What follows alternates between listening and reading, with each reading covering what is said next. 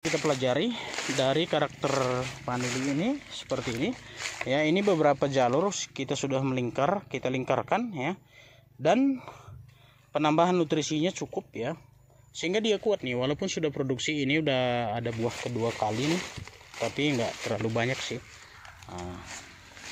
Ini dia tetap kuat. Ini sampai sekarang belum ada penyakit nih, belum ada serangan penyakit sedikit pun yang kita lihat ya. Jadi masih kuat. Demikian juga ini yang sudah beberapa kali kita turun naikkan nih, membuat lingkaran ini, dia sangat kuat nih. Dan belum dapat juga kita satu sulur ataupun satu daun yang terserang penyakit ya. Jadi dia cukup kuat. Jadi ini yang harus kita atur dari sekarang nih, kita perbaiki sistemnya. Dan kita melihat makanan yang paling bagus untuk vanili ini adalah sebenarnya kayu-kayu kering ya. Ini bisa kita lihat yang ini tadi teman-teman. Nah ini bekas kayu lanjarannya, dia sampai masuk ke dalam nih. Dia aktif di dalam, dia memakan kayu ini, kayu kering ini sampai habis sekali nih teman-teman. Nah ini dia akar-akarnya. Nah jadi semuanya dimakan nih. Jadi menurut kita bagus juga kalau misalnya kita taruh potong-potongan kayu yang sudah kering sebagai mulsanya di bawah ya, seperti ini. Nah seperti ini. Jadi akarnya juga nancap ke dalam dia ya. Kalau ada sabut kelapa, kulit kelapa ya. Nah jadi itu sampai saat ini itu kelemahan yang kita dapatkan ya dengan pertanian vanili. Budidaya vanili secara konvensional itu kelemahan yang kita dapat sekarang. Jadi sebagai masukan juga buat teman-teman. Nah ini setelah berbuah, ini banyak sekali nih penyakitnya nih ya, banyak penyakitnya. Jadi buah pun nggak bisa kita harapkan bagus ya, karena kondisi itu tadi, penyerapan nutrisinya kurang. Karena batang atau akar yang kita harapkan hanya dari penanaman awal, dari bibit awal. Itu kesalahan fatal teman-teman. Jadi bagusnya kita atur sulurnya tadi. Nah ini kebiasaan yang selama ini salah, karena kita tidak sampai ke bawah tanah ya, kita hanya taruh sampai gantung aja seperti ini nih. Jadi kita buat lagi nanti batang yang melingkar, sehingga dia menambahi akar pencari makan untuk memenuhi nutrisinya. Kita atur lagi nanti. Untuk semuanya kita wajibkan dia melingkar ke bawah. Jadi seperti ini misalnya, nanti kita ini lakukan pemotongan daun ya, baru kita tutup dengan mulsa dari kayu-kayu ataupun lapuk-lapukan rumputan ya, kita taruh di bawahnya, baru di atasnya kita taruh kayu-kayu yang sudah kering sebagai sumber nutrisi tambahan gitu ya. Nah seperti ini harus nyampe ke tanah nih teman-teman, harus nyampe di permukaan tanah, bukan ditanam ya. Jadi ini kita upayakan nanti gimana caranya agar dia bisa sampai ke tanah, atau mungkin kita mulsanya kita angkat ya, kita tambahkan nanti. Baru udah seperti ini kita tutup dengan kayu-kayu yang udah kering ataupun daun-daun yang sudah kering kalau ada kokopit. Nanti akar pencari makannya akan keluar di sini.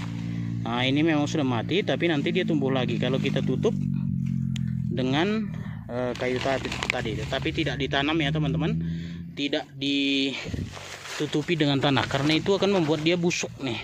Jadi kita cukup seperti ini contohnya. Nah seperti ini contohnya, ini memang dia sendiri yang mengatur ya. Tapi karena kondisinya tertutup terus, jadi dia membusuk nih. Nah jadi ini dia contohnya. Jadi di masing-masing ruas ini sudah ada akar ya, akar pencari makan seperti ini. Seperti ini ya, udah ada akar pencari makan. Nah ini dia. Jadi dia lebih kuat nih. Seperti ini dia modelnya teman-teman. Ini sendiri dia mengatur, tapi vanili itu membutuhkan tangan manusia untuk mengatur sulurnya. Kita tidak bisa biarkan karena dia hanya akan memasuki aja terus. Ini udah tumbuh akarnya lagi baru. Nah, jadi seperti ini. Jadi bagusnya kita tutupi dengan mulsa kayu yang sudah kering tadi, ataupun batok kelapa sabut kelapa ya, ataupun dari sabut kelapa, sehingga dia aktif nih, karena kelembapannya nanti terjaga. Nah, jadi dia lebih kuat ya.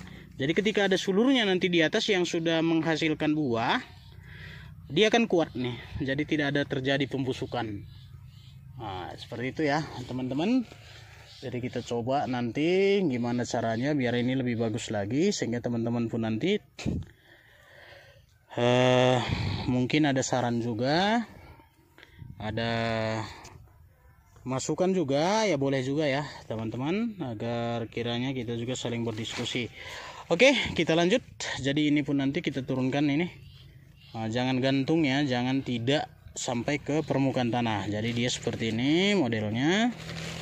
Ini ada beberapa sulur memang kemarin kita tanam. Nah, jadi ini kita potong daunnya. Ini agak susah nih. Nah, kira-kira dia sampai di sini nih. Jadi pucuk yang baru kita angkat lagi ke atas. Baru kita tutup dengan mulsa daun-daun kering ataupun kayu-kayu kering. Nah, jadi itu nanti sebagai tambahan makanannya. Oke, ini kita putuskan. Kalau kita putuskan daunnya, batangnya akan jadi lebih cepat tua dia ya. Nah, seperti ini. Nah, baru kita tutup dengan mulsa tadi. Ini kita biarkan lagi naik. Kalau kita biarkan daunnya akan membusuk, menguning dulu baru membusuk, dan itu yang menjadi penyebab pembusukan batang sampai ke atas. Jadi kita tahan dulu di sini. Dan kalau misalnya ada gejala seperti ini ya teman-teman, ini ada pembusukan juga di sini, sehingga ini akar tunas baru sudah keluar. Jadi ini kita potong saja. Kita potong dengan karena di sini sudah ada pembusukan nih, jadi ini harus kita buang, harus kita bakar. Nah, ini sebenarnya masih aktif, tapi kalau kita lihat dari kondisinya tadi, ini sudah terserang penyakit ya. Jadi sebagusnya kita buang saja nih. Ya, kalau kita mau jadikan sebagai bibit juga nggak apa-apa ya, tapi kita lihat kondisinya apakah dia sudah ada gejala nggak. Kalau ada gejala jangan dipakai, tapi kalau ada gejalanya langsung dibakar. Ya bagusnya sih, karena bagusnya seperti ini kita buang sih. Hanya saja kadang-kadang kita merasa sayang ya, tapi sebenarnya jangan sayang-sayang teman-teman, ini juga kita buang semua. Jadi kita bakar. Oke. Kita yakin bahwa ini tadi tidak penyakitnya belum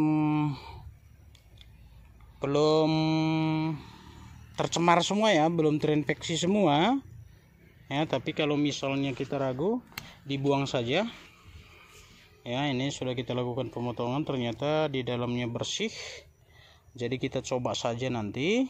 Jadi kalau untuk bibit ya, untuk bibit ini kita pakai 1 2 3 4 5 6 7 ruas ya. Pucuk mudanya kita potong nih, baru kita gantungkan 7 sampai ya bisa 4 hari sih, tapi kita 7 sampai 10 hari. Jadi kita gantungkan seperti ini, sehingga nanti jika ada luka-luka tadi ya, bekas apa, dia udah sembuh, termasuk bekas pemotongan kita di pucuk, juga pemotongan di awal nih di sini ya. Jadi dia akan sembuh dulu, udah kering dulu, baru nanti kita tanam. Untuk proses penanamannya teman-teman ya, kita ulangi dari awal, bukan lagi ke tanah, tetapi hanya ditaruh di atas mulsanya. Jadi mulsa-mulsanya kita sebut mulsa sebagai dasarnya ya. Kita sudah cacah semua ini, termasuk ini kita cacah semuanya. Nanti sudah kering, baru kita rapikan di bawah sini semua, di bawah di sekeliling batangnya. Jadi itu proses untuk perbaikan penanaman vanili di lahan konvensional. Kita belajar terus teman-teman, karena kemarin dari awal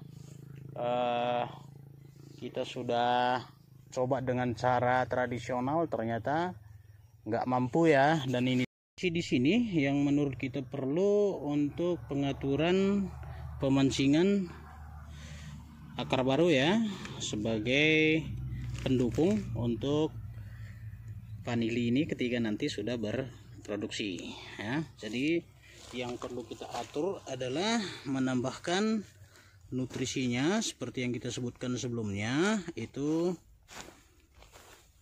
campuran antara humus hutan yang kita ambil dari humus hutan bambu ya, hutan bambu. Nah seperti ini teman-teman. Baru kayu-kayu yang sudah kering, di atasnya nanti coco fiber, sekam padi, sekam arang atau arang sekam, dan kokopit. Nah ini akan menambah nutrisi ya buat vanili kita. Tapi jangan ditanam di batangnya, ini jangan ditanam ya teman-teman, kita biarkan saja, baru kita tutup nanti dengan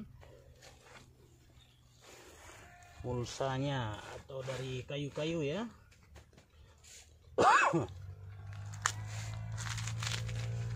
Baru kita tambahkan coco fiber. Nah ini jumlahnya hanya sebagai contoh aja ya teman-teman ya. Nanti untuk apanya teman-teman bisa tambahkan lagi. Jadi kita perhitungkan di sini 1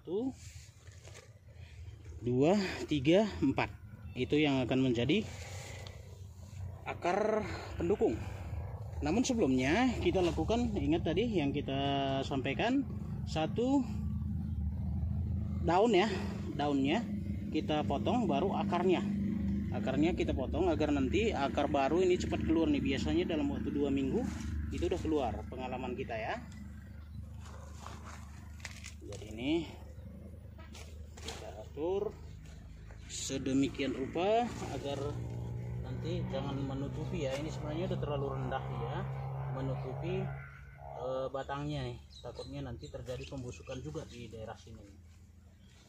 Tapi karena akarnya sudah tumbuh ya, jadi seperti ini.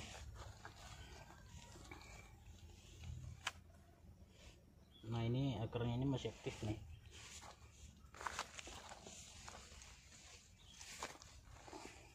Nah kita buat aja seperti ini, nanti dia kan keluar sendiri nih nanti.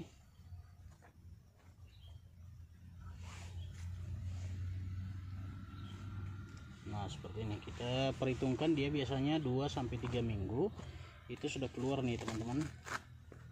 Memang perlu banyak untuk penutup bapaknya ya, biar jangan langsung terkena sinar matahari, itu biasanya bisa membusuk atau menguning dia. Nah jadi kita harapkan nanti di posisi ini akan ada akar baru ya, akar pencari makan, bukan lagi akar gantung. Jadi dia akan yang langsung masuk ke dalam tanah untuk membantu pemenuhan nutrisi ketika dia sudah berproduksi. Nah jadi itu dia teman-teman. Kalau menurut kita memang perlu lebih banyak, kita buat lagi di sulur yang lainnya, jangan di satu sulur ya, karena ini tadi juga punya cabang, jadi mungkin di cabangnya juga perlu juga kita buat ya.